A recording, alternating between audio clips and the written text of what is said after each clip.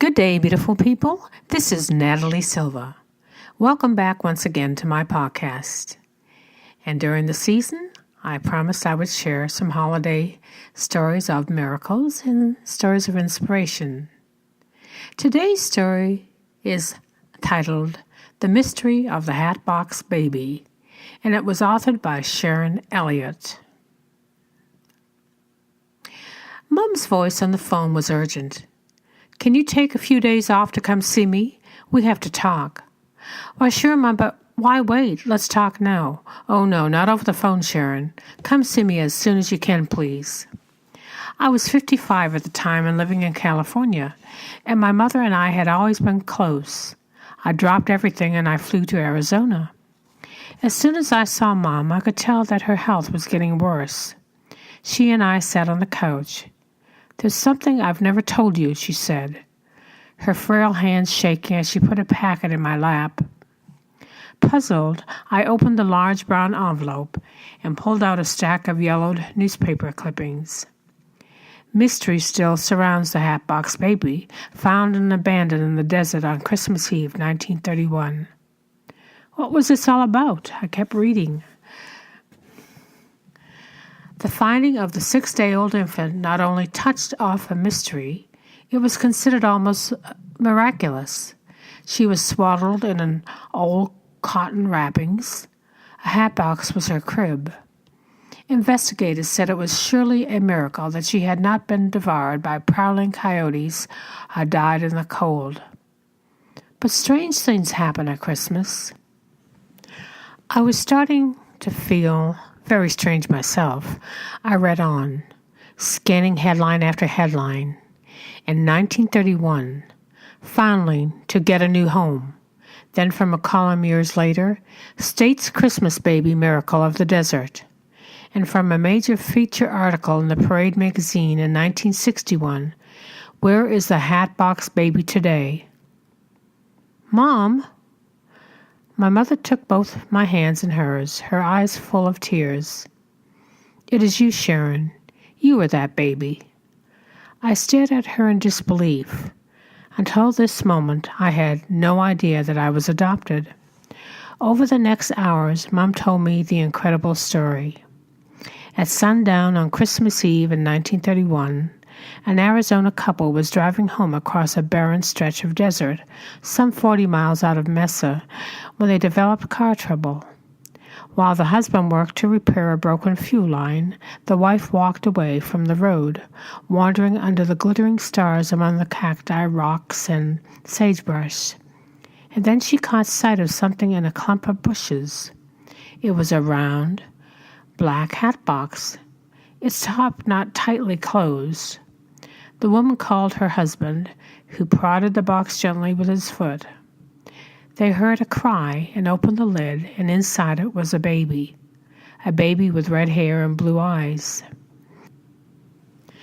The astonished couple took the baby into town to the Mesa police station and gave her to the deputy sheriff on duty.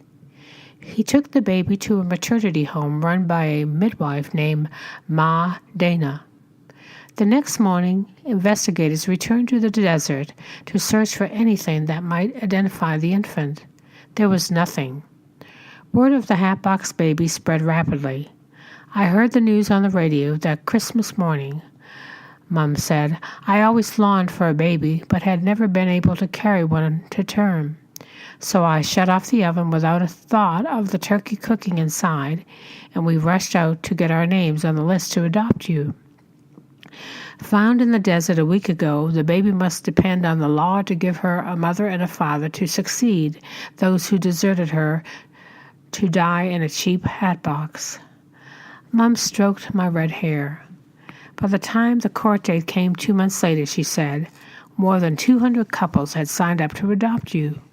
I figured we didn't stand much of a chance at all, but I prayed and I prayed. The night before the hearing, it rained so hard that the bridge into town was washed out, and most of the streets were flooded. Only one other couple was able to get to the courthouse, and since they already had adopted a child, the judge awarded you to us." I'm so glad you were the ones who got me, I whispered, clinging to my mother the way I had as a child when something was wrong. I loved her dearly. I always would. But now I was an adult, and once again something was wrong, involving deep emotions I wasn't yet ready to examine. I took the packet of clippings with me when I left that night. I tried not to think about them, but my mom's failing health concerned me. She was alone. My stepfather had died several years ago. I was divorced, so I decided to retire from my job as an aerospace worker and move back to Mesa to be with Mom. 8 months later, she died. Her death filled me with grief. But one night, as I stared out at the desert hills, I began to be haunted by other thoughts.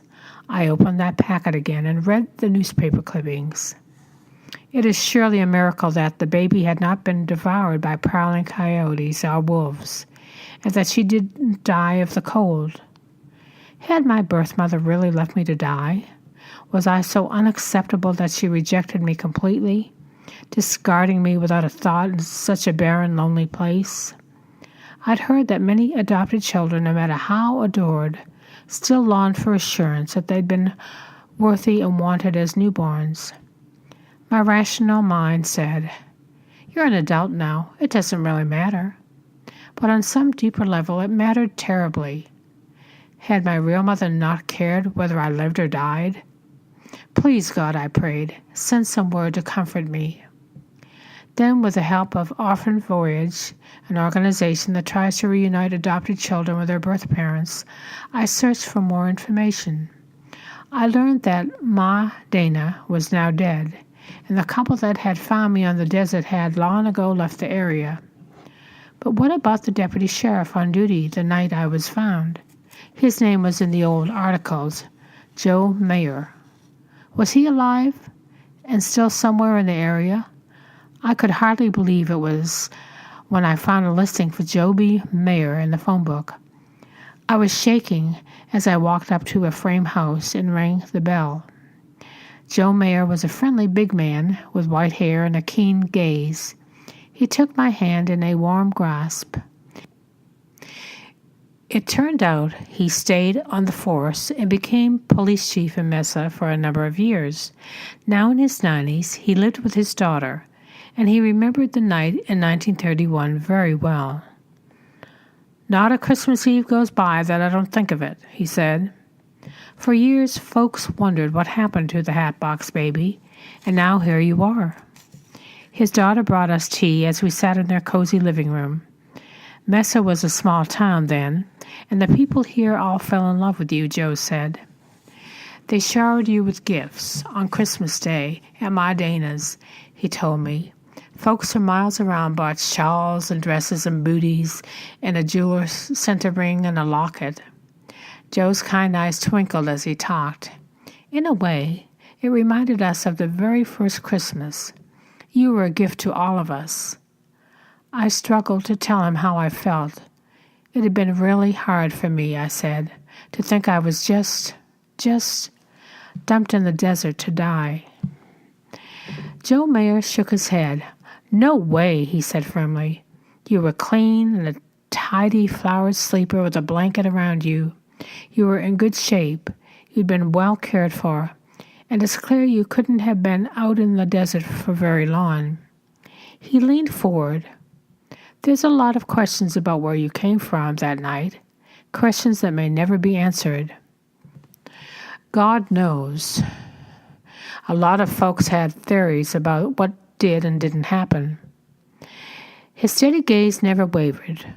"Was somebody hiding in the sagebrush watching to make sure you would be found? Was that good-hearted couple who brought you and telling us the whole story? Nobody knows for sure. But this much I am certain of. The baby put into my hands was clean and well cared for, and was meant to be found and given a good home." I said goodbye to Joe with a sense of peace I hadn't had for months. That night I reread a letter my adoptive mom had written to me before she died, describing the first time she saw me. a little redhead, might. So perfect, so perfectly adorable. Mom said she felt that maybe women like her, who loved children so much but couldn't give birth, were created to care for those babies who didn't have mothers. Left in the middle of nowhere. No, none of us are. And maybe that baby in Bethlehem was born to let us know strange things can happen at Christmas in a desert under the stars. It's been a joy to be with you today. I hope that each and every one of you has the happiest of holidays and the merriest of Christmas. Take care, my friends.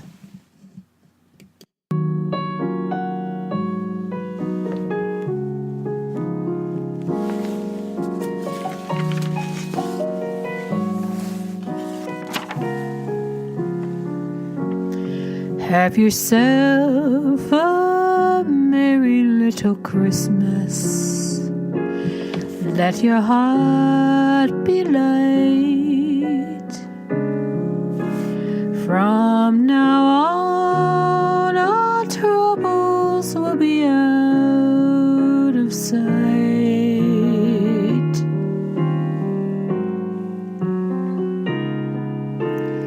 Have yourself a merry little Christmas. Make the Yuletide gay. From now on, our troubles will be miles away.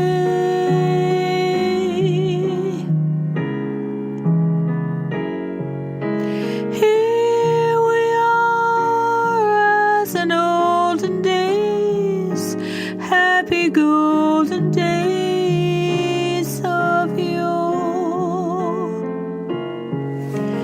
Faithful friends who are dear to us, gather near to us once more. Through the years we all will be together, if the fates allow. Ain't a shining star upon that highest bough,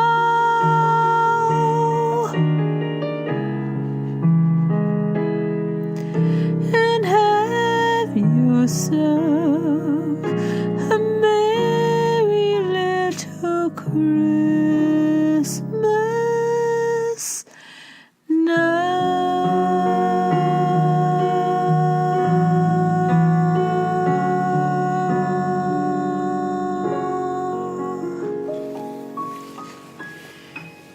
Merry Christmas, everyone. Happy holidays. And until next time, take care and may God bless. This is Natalie Silva.